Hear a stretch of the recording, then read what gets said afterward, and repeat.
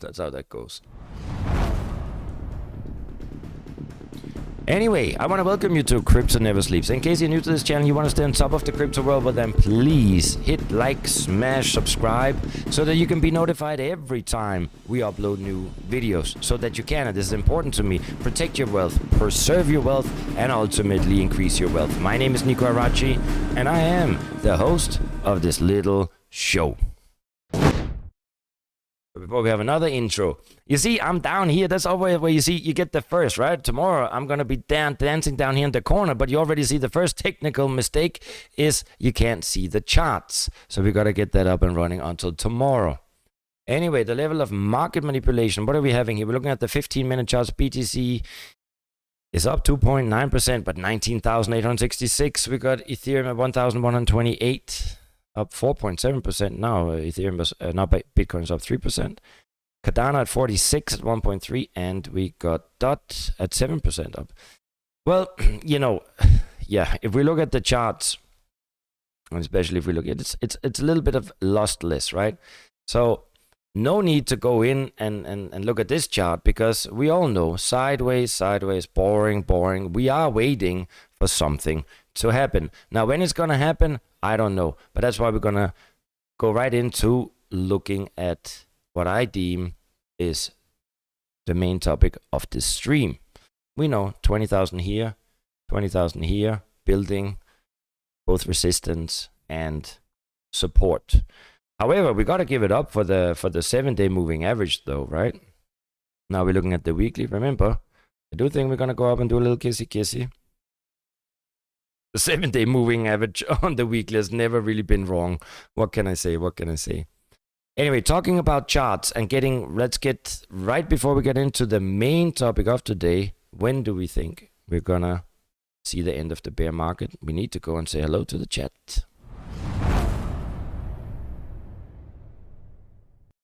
We got Harry Potter here, we got Ripper, we got Shahida, meet my soul brother, Cryptostan, Sarah, how are you doing? And of course, my good friend also, Vax Fran, who soon, I think, when is it, August or September? When is that you're going to Disney World? I'm thinking about it. See if I get my kids before that, I will join you there. Good looking. You are always fantastic looking and you're sexy looking. Boris, how are you doing? Thank you so much. Sound is okay. So, when I think that the bear market is over, I always like to base it on some kind of, I don't know, stats, figures, even though we all know that, you know, the past is no indication of the future. It's very simplistic. What I kind of like did today was I went in and I had a look at Glassnode. So what we can see here, basically, that may not make so much sense to you right at the moment, but we are calculating not only the percentage from Bitcoin's historical highs to their lows. No, what I wanted to calculate today was the time from the historical high to their historical low. So I made this chart here, slide, and actually want to go back only to 2013. It is so simple, but yet again, it, you know, maybe an indication. So if we go back to 2013, we saw Bitcoin having a high of 1,163, November 2013. It then reached a low of $152 in January 2015. So that means that from the high to the low, it took 14 months, and altogether, the drawdown was 86%. There have been obviously many, I mean, it's a volatile market. I think I don't need to tell you that, but these are some of the big ones, the big boys, right? The next one was then in December 2017 when we saw Bitcoin at 19,666. I mean, take these numbers from Glassnode. And some can be, you know, sometimes can be a little higher, a little lower. It depends if it's a weekly, monthly, the day charts, minute chart, close, open. But this is approximately where it was. So in 2017, December, we saw a high of almost 20,000. Then in January 2019 is when we saw the low of 3,220.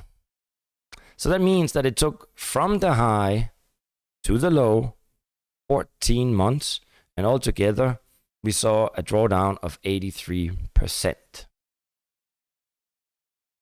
So, how can we move that into today's view? Well, we had a high in October, and maybe let's go back and look at so you can follow it a little. We can look at it together. If we look at Bitcoin here, right? So we can see we had the high here, which was in November 2021. And but that was not the close, so that's why we put in October. But I think it doesn't really matter if October, November, right? So let me just go here. That was the high. And as of now, we have seen the low, which was in June, 2 weeks ago, at around 17,700. Now, from the high that we saw last year in October, it's only been 9 months and only down 72%. So when I made my, my purple line down here at around the 12,000 level, that would kind of exactly mathematically be equal to around 81%, around 81, 82%. Now, who knows, right? It could go down further, it could go down less, but it's just an indication. So we are 9 months into the bear market, basically, of Bitcoin. We're down 72%, even though not as of today's price, but as what the lowest price we saw in June. And 72%. So it seems to me that the 12,000 could be happening in the next 5 months. Now, what do I know? I don't know shit about crypto, but I think there are a few things where we could see a turnaround. Anyway, this is the past story, or the past, and I kind of think it could be a good opportunity. Anyway, so let's move on to the next piece of news, and that is we got this new chart here. We're talking about the CBDC. Oh, wait, before we talk about the CBDCs, I just want to say this was basically the topic of today, and I didn't want to beat around the bush and keep it until the end. So yeah, that was it. No, we don't cheat around, beat around the bush. We say what we think, and I believe that's a good indication. And now it's just the rest of the news of the day. And too much talking. Cannot do that tomorrow. Anyway, the CBDC world map is important. I remember when I was kind of sharing the CBDC or the development like a year ago, it was for everybody, it was utopia. No, I mean, CBDCs, it's fantasy. What is it really? And still a lot of people do not know what the CBDC is, the central bank digital currency. But here on this world map, we can pretty much see that 10 has already been launched, 15 are in pilot, and 24 are developing. And you should ask yourself, I'm sorry guys, I need a Bahama Mama moment here. Bahama Mama. See, the world these days doesn't really agree on a lot, right? We're seeing Ukraine and Russia and the West against the East and Shanghai Cooperation Organization. We're seeing a lot of trouble. But when it comes to being united, hand in hand, arm in arm, about developing the future of finance, and when I say the future of finance on the blockchain, if it's decentralized now, that would be a dream. But I have never seen such unity from a global perspective as when it comes to the CBDC.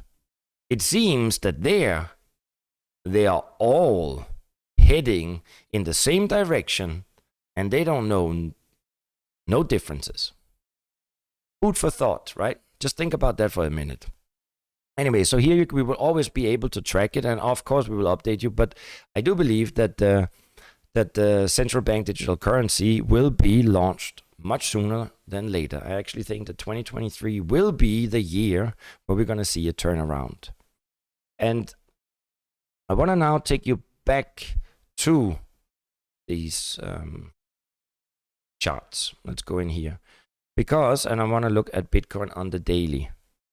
You see, I want to take you back to 2016. Back to 2016. We can't even go that much back here on Binance. But nevertheless, I got into crypto around, 2016, and I was holding my Ethereum and Bitcoin for that matter, and it went all the way up here, and then still kept them diamond hands at that time, and I held them all the way down here until it went up. Well, it taught me a lesson. But what I want to say with this is that's why I wanted to point out how long in the past it took from the all-time high to go down to the low. And if we think about it, if it's 14 months or 15 months or whatever, and we will soon be around this, hopefully around 12,000, soon this point. Now, if you have listened to me and you followed what we do here, we're going to have a lot of fun all the way up. A lot of fun all the way up. We're going to have, by the time that we reach, let's go in here. Like, I remember when Bitcoin then in 20 hit 20,000 again after, I don't know, what was it, like almost 3 years.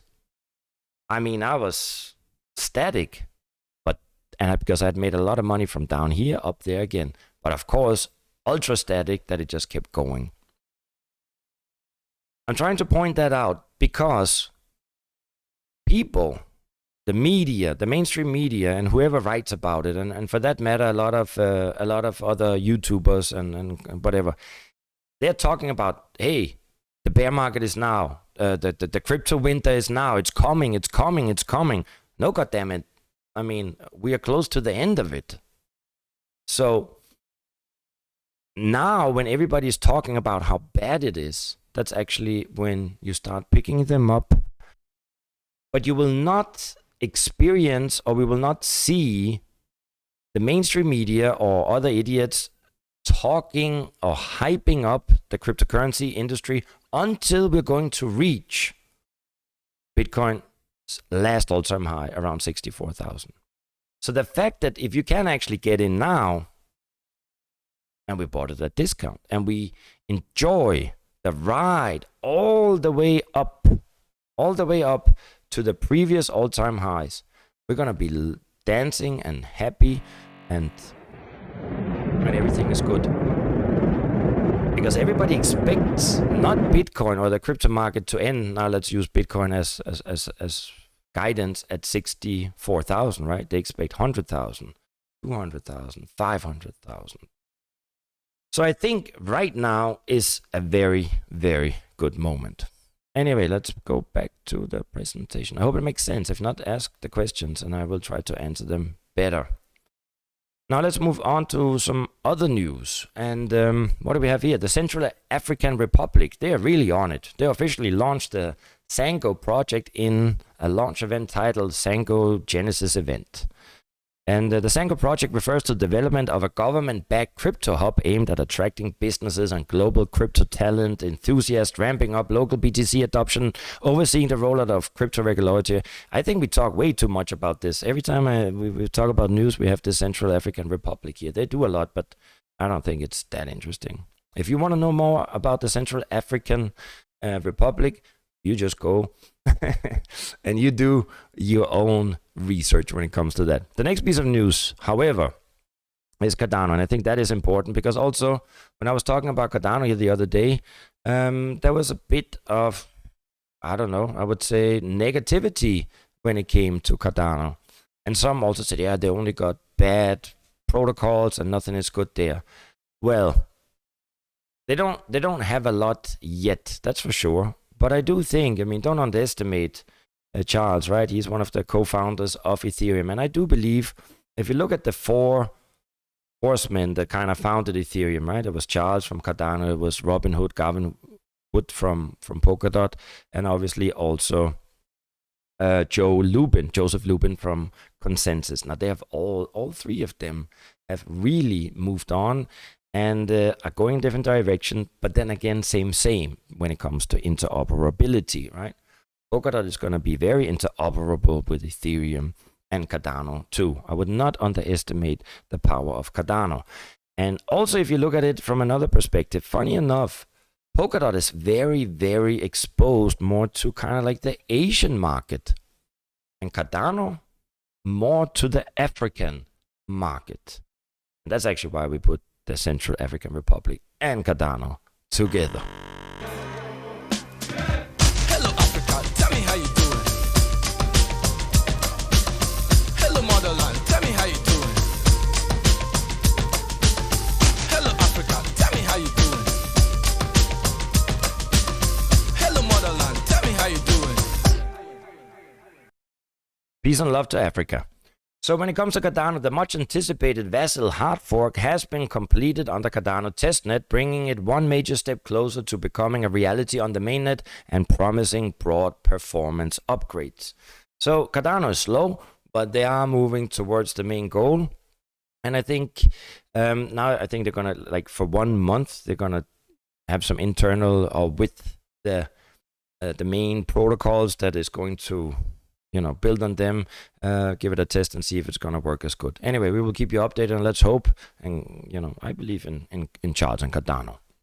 The next thing, I didn't mention this last week, but I thought this is important. The European Union, they have actually come up now with a crypto regulation, and they call it the MiCA, Markets in Crypto Assets. And what we wanted to point out here is that, well, now we know it's called Markets and Crypto Assets Framework, and it provides guidance for crypto asset service providers to operate within the European Union. It's just what I also said last week. It is just another proof, another sign that blockchain mass adoption is only a matter of time, and I think rather sooner than later. Now I want to take you to another thing that could actually push up the markets. We're going to go and talk about one little thing about the traditional markets, and I think that's Donald Trump. You see, we can say many things about Donald Trump, we can say many things about Joe Biden, but I think if we look at their track records, it seems to me that Trump did a lot better than Biden did. And I also think that the rest of the world, from a geopolitical point of view, believe that if Trump would have been president now, we would not have seen this escalation between the West and Russia. But that is what some say. So why am I pointing this out? It is because Donald Trump, I took this from CNN, but there are rumors that he will actually already announce his, that he's going to run for president in 2024 earlier than anticipated. Why am I pointing this out? We all knew he was going to run, but we know that the markets, they sometimes play tricks on us, right? So I wouldn't be surprised that once he's going to announce his presidency, that we could actually maybe perhaps even see the market go up a little bit. Now, I know it goes against everything else we've seen in the past, but come on. Nobody could be worse than Joe Biden, and Joe Biden has taken not only the United States of America into a very bad place, but actually the entire world. So it could be that once Trump is going to announce it, that, for all absurd reasons, that we could see the market, turn around. Who knows?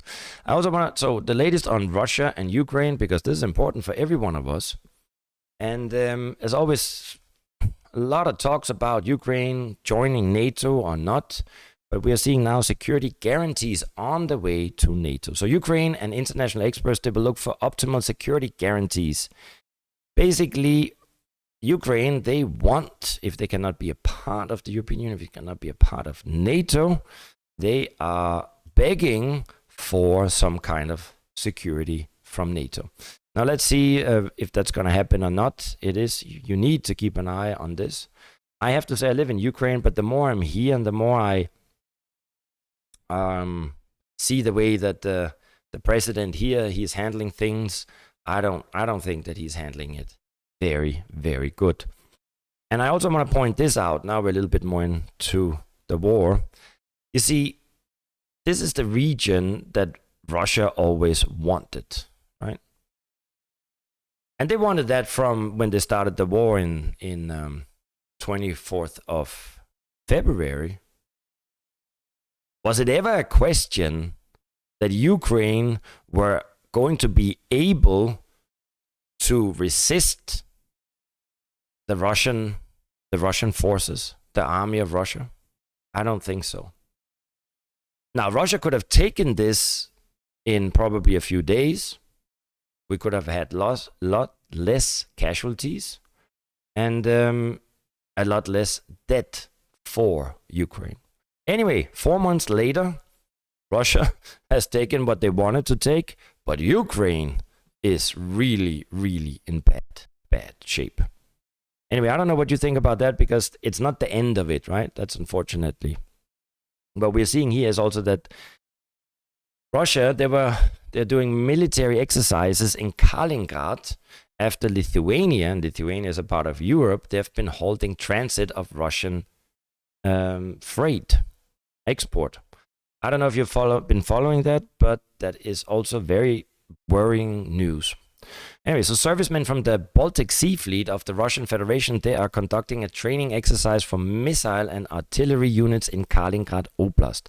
And approximately 1,000 Russian soldiers and over 100 pieces of military and special equipment from missile and artillery units are involved in the training maneuvers. And the governor of Kaliningrad of the Russian Federation announced that Lithuania banned the transit of freight trains carrying goods sanctioned by the EU through its territory. So the Russian Federation has said that Russia will be free to solve the issue however it deems appropriate if the EU does not address the blockade of Kaliningrad. I just want to move on and say that there's been some problems, right? So I'm not pro-Russian and I'm not pro-West. I hope that's important, but I'm pro-peace. And so Lithuania, which is a former Soviet state, very, very little, small, I think they have like 2 million people living there. Do they actually really care if Russia is gonna keep,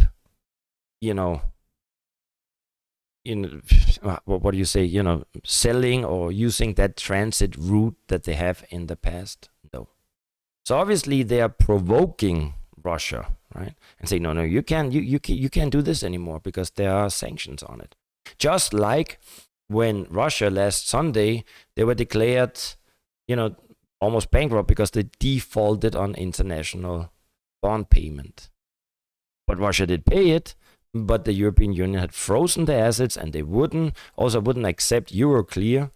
Euroclear wouldn't accept to transfer the rubles to the investors because it was sanctioned. So it seems to me that there are a lot of, provocation going on, and that could trigger something bad. The next thing is also, when we talk about bad things, is that in Finland, it was actually proposed to create a NATO base on the border with Russia, right? And we do know that this whole thing started because Russia doesn't want NATO to get closer to the Russian border. But anyway, so in Finland, it was proposed to build a NATO base in the city of Lappeenranta. It's half an hour's drive from the border with Russia. And the mayor of this little city there, he expressed hope that after the state's accession to the alliance, it will be possible to place a NATO base in the city. This idea arose when talks about Finland's joining the military political bloc intensified. Let me know what you think about that. Let me know if you think that they had a great idea and Finland, they need a NATO base right on the border with Russia. Do you think it's a good idea? Or do you think it's a bad idea? Let me know. Anyway, that's it from today.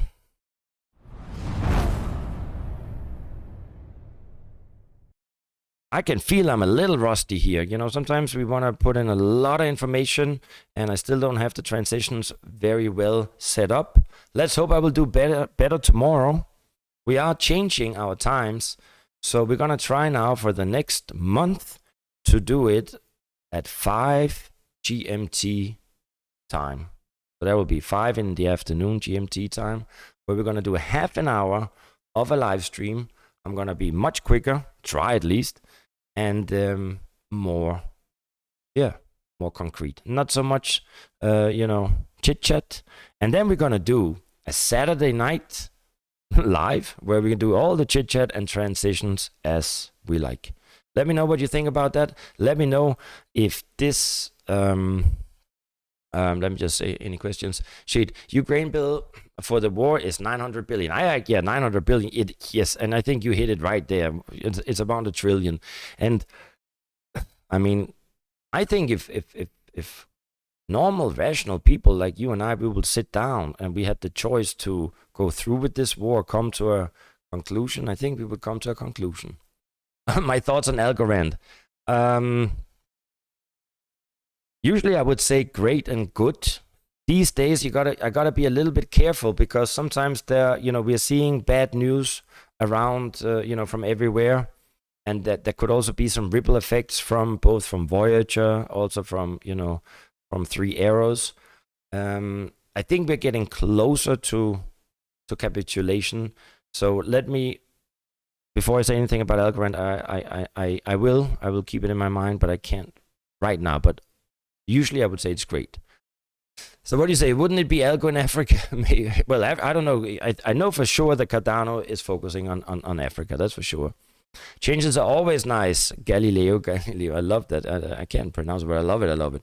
What do you say? I kind of like the laid back style. Yeah, well, Russian. I'm laid back. I mean, I'm not laid back. I'm so nervous. I'm just, well, yeah. But we'll still keep it up. Let's see what's better. I actually also maybe like these evening streams better. Because I see you guys as a family, and I actually don't care if we only have 40 or 20 people watching, because I'm not a YouTuber to make YouTube money. I'm here to help, and I like that we have this personal relationship. So but let's see where it takes us. Let's see where it takes us. Crazy world, that's true, Panos. What do you say, FT? Imagine 6th January. Keep on mind that. What do you say, 6th of January? What is that? I want to know. What do you know? Let me know. 6th of January. What is there? That was this year, right? When the White House, right, in Washington. Is that what you're talking about? Anyway, so we forgot about. Yes, we did. For God's sake, we forgot. But maybe sometimes it's good about Danish Racer that he has this XYO. When I looked into it, and it's a difficult coin for me to understand. And these days, before we end, I do want to say, I think we are. No, I mean, what you have to take out of this stream is that we are far from the all-time high. Are we going to go much further down? I don't know, right? But I think that already now, as I've said before, it's good to average in. Let hopefully the past be an indication of the future. It can also be, and let's hope that all these politicians are not that fucking stupid that they will let this escalate into a third world war. So perhaps we could see a turnaround. Perhaps we could see Russia and Ukraine. You see, because the way that I see it, I don't, we never needed that war, but we needed that war in order to justify the terrible situation of the monetary system. So maybe now they can say, it was a bad thing, and the economy is in hell. But now we're gonna, make it better on the blockchain. So maybe we could see a turnaround quicker than expected. Maybe this, I don't know. We'll talk more about that. Food for thought. I love you so much, and we will keep in touch every day. That's the only thing. And one more thing. Don't leave now. I mean, you can leave my stream. Don't leave the cryptocurrency industry now. It's the worst time you can leave. Now is the time to educate yourself. Now is the time to get the quality coins over quantity. You will not regret it. Anyway, I love you so much. Thank you for being here. And I hope I brought you just a little bit of value. Just remember, don't have a plan B, because this is it.